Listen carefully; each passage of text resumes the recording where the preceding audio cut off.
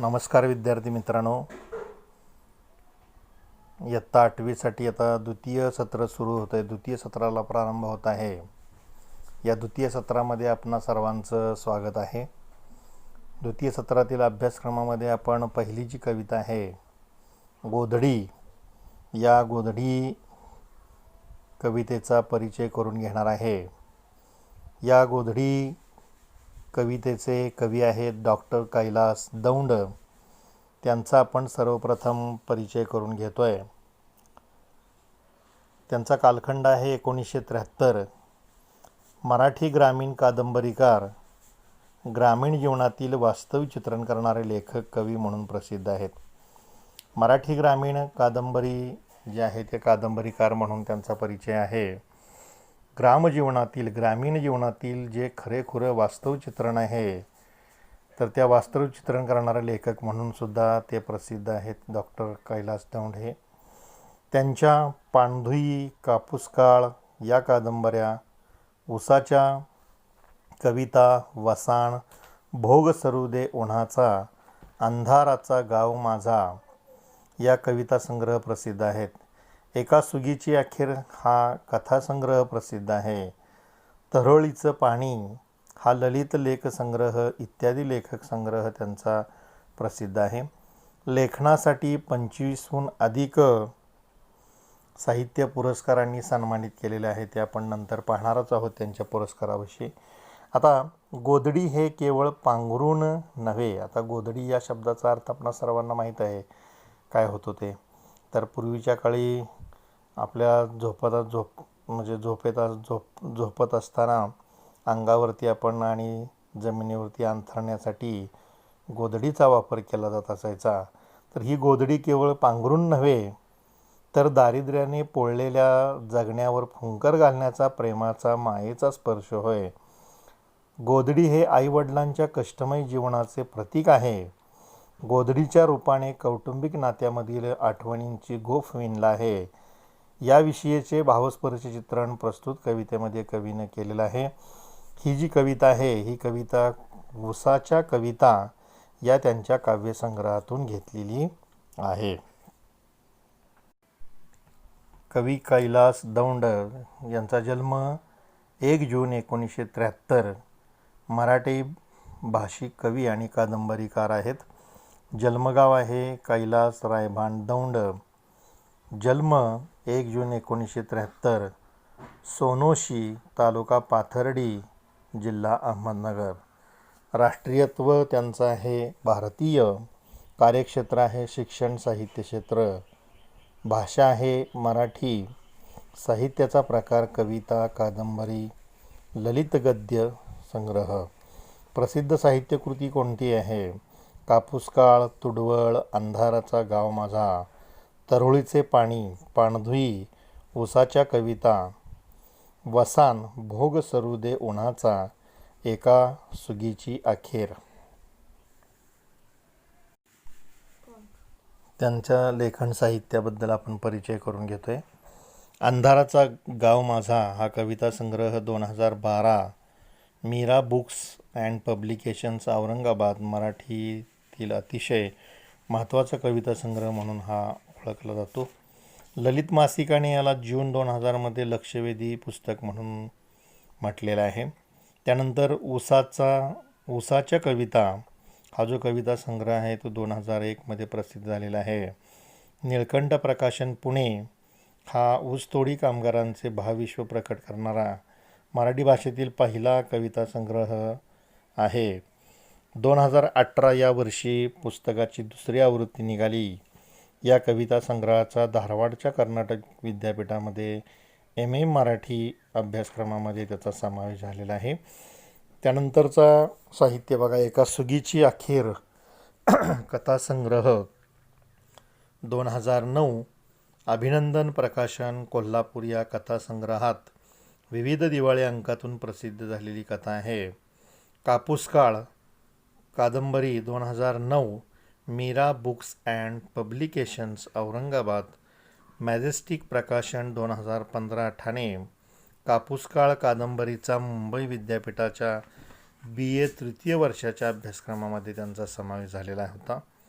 तरोळीचे पाणी ललित संग्रह 2012 Meera books and publications Aurangabad हे ललित लेख विविध वृत्तपत्रातून आणि नियतकालिकेतून या आधीही प्रसिद्ध झालेले आहेत. अशा पद्धतीनं त्यांचं जे साहित्य आहे ते साहित्य वाचकांना खूप असं आवडलेलं आहे आणि म्हणून साहित्य आवडल्यानंतर त्यांना साहित्याबद्दल पुरस्कारही प्राप्त झालेले आहेत.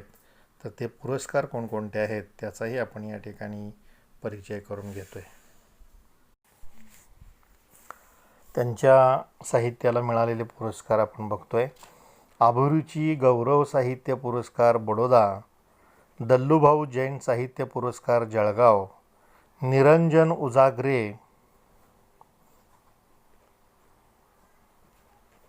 काव्य पुरस्कार अहमदनगर, महात्मा फुले साहित्य पुरस्कार बंधुता पुणे, पद्मश्री विखे पाटील साहित्य पुरस्कार प्रवरानगर खानदेश, कन्या स्मिता पाटील साहित्य पुरस्कार भीम रोहमारे साहित्य पुरस्कार कोपरगाव, बापा हिवाळे आणि ऋतुबाई हिवाळे प्रथम पुरस्कार अहमदनगर, ॲडव्होकेट देवीदास जमदाडे साहित्य पुरस्कार लातूर, शांतिकुमार फिरोदिया स्मृती साहित्यरत्न पुरस्कार अहमदनगर, स्वा गणपतराव बडे साहित्य पुरस्कार लोणी बीड, संत भगवान बाबा राज्यस्तरीय कविता संग्रह पुरस्कार यशवंत दाते संस्था वर्धा, साहित्य ज्योती पुरस्कार कडा बाळू भालेराव पुरलेख ललित लेखन पुरस्कार अकोला, उद्धव शेळके कादंबरी पुरस्कार अकोला, दहिवेळ गुरुजी साहित्य पुरस्कार शेवगाव. अशा पद्धतीनं त्यांना अनेक साहित्य पुरस्कार प्राप्त झालेले आहेत.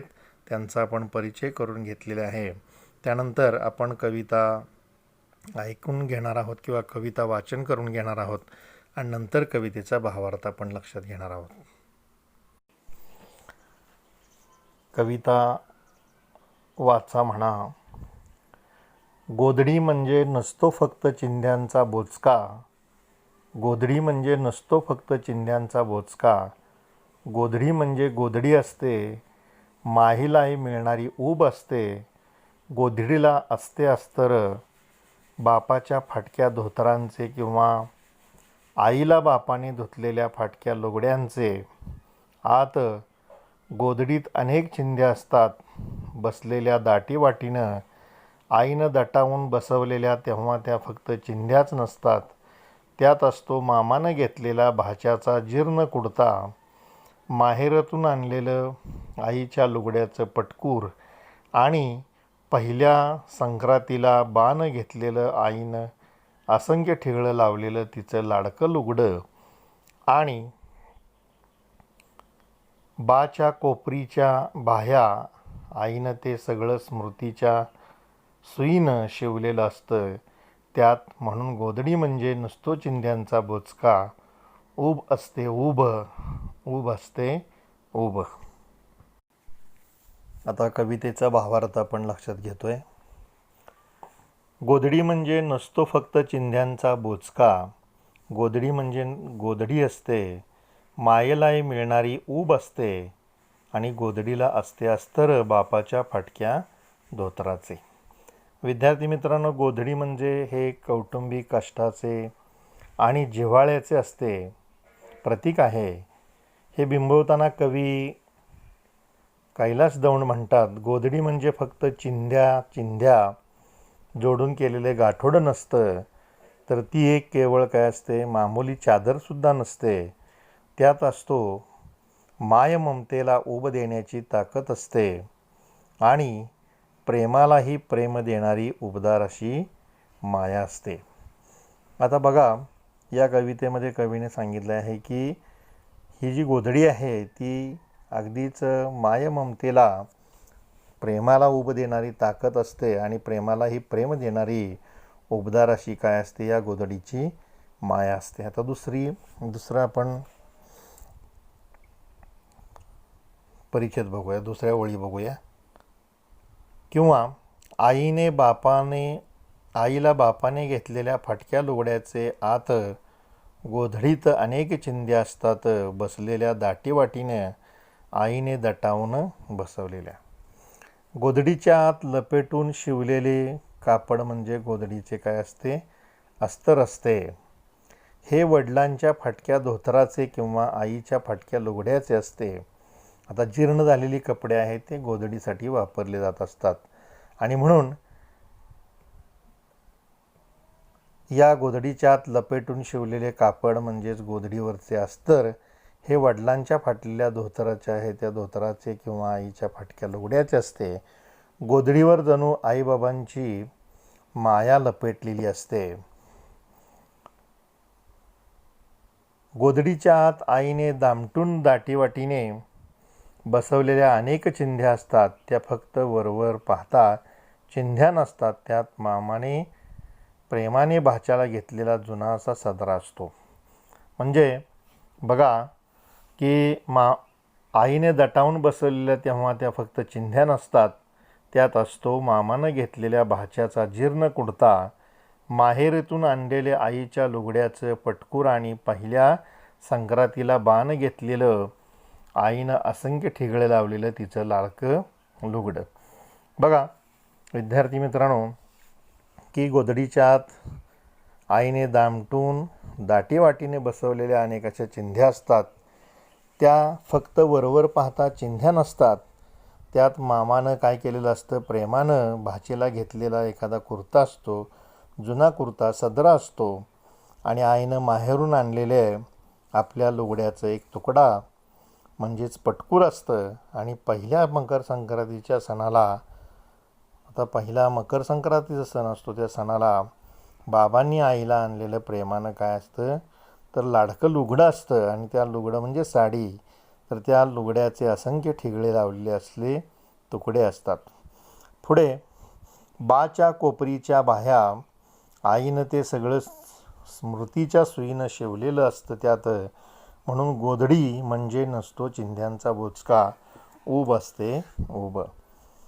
बघा विद्यार्थी मित्रांनो की लाडक्या लुगड्याचं असंख्य ठिगळे लावलेलं तुकडं असतात. बाबांनी अंगात घातलेला आणि आता जुन्या झालेल्या कोपरीच्या बाह्या असतात. या सर्व ऐवज आईने आपल्या आठवणींच्या सुईने गोधडीत ओवलेला असतो, शिवलेला असतो. म्हणून ही गोधडी म्हणजे केवळ चिंध्यांचं बोचकं नसतं. संसाराला हातभार लावलेल्या आईवडिलांचे कष्ट, घाम, अश्रू, श्वास, रक्ताची ओढ आणि प्रेमळ जिव्हाळा या सर्वांच्या मायेची ऊब या गोधडीमध्ये काय झालेली असते? सामावलेली असते. अशा प्रकारे गोधडी हे आईवडिलांच्या कष्टमय जीवनाचे प्रतीक आहे. विद्यार्थी मित्रांनो कवितेचा भावार्थ आपणा सर्वांच्या लक्षात आलाच असेल. तरीसुद्धा आपण या कवितेतील जे कठीण शब्दार्थ आहेत या कठीण शब्दार्थांचा आपण परिचय करून घेतोय. चिंध्या म्हणजे लखतरे किंवा वस्त्र.